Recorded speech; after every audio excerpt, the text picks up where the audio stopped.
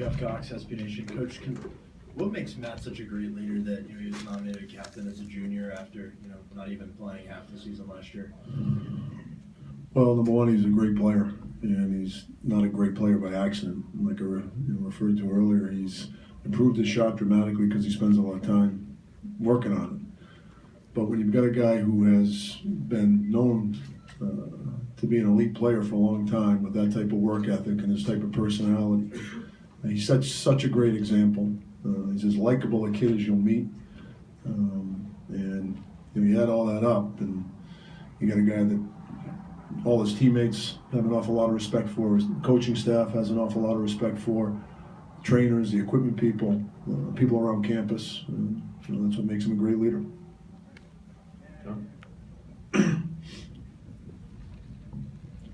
Thank you. David, kind of looking at, I don't think any BU teams ever had to win 2 overtime games to win the Beanpot. What does it say about the level of competition among these 4 schools now, where this tournament seems to be now a legitimate 4-team tournament?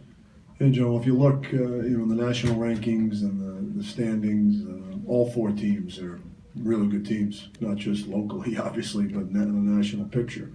And, all game, 2 games go to, 3 of them go to overtime, and the other one's Northeastern scores about a minute and a half left to win the game. Might as well have been overtime. So I don't think anybody was surprised at the way the tournament played out. The talk before the tournament was how competitive it was going to be.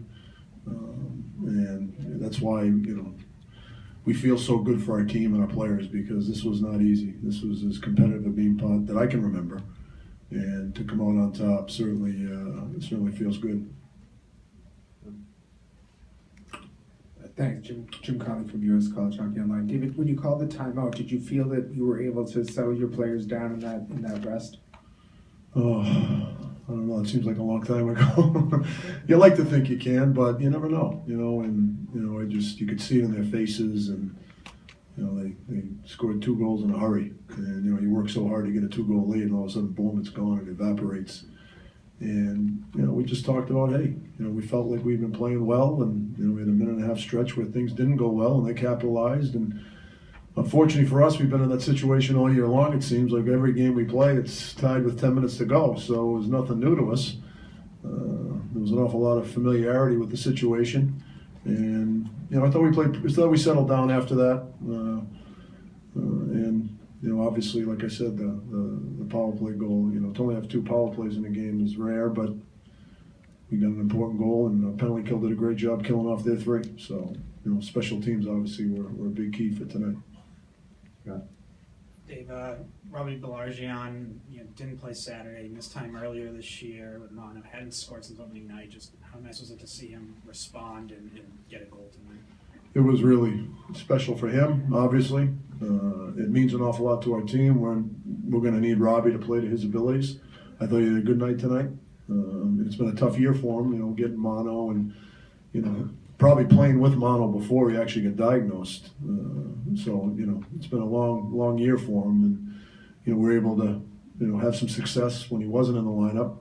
Gave an opportunity to some players to kind of prove themselves, and it kind of let us know that we had some depth, and it was good to see him play the way he did tonight and capitalize on his opportunity.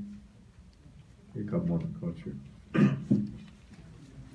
Hey, Coach, I know you talk about him all the time, but on a night like tonight, when Jack isn't out there scoring the big goals, what are the smaller, harder to see things that he's doing out there to make you guys better?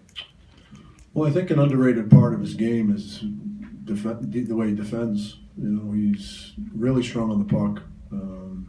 He ends a lot of plays, and he may not have gotten a point tonight. I don't know if he didn't get a point tonight, but he draws the penalty. His speed is so intimidating to people, and when he starts getting that puck through the neutral zone and carrying through the neutral zone, the other team's always aware of him, and he gives us a swagger. It's infectious.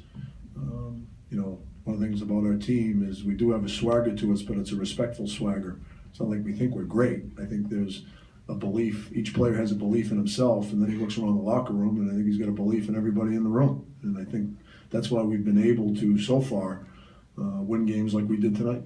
And, the ebbs and flows of a game are important in how you handle bad situations, and we've handled bad situations pretty well so far this year. And part of that is Jack, but a little big part of that is the two guys that were sitting to my left and Case and Holman. Any questions for Coach Quinn?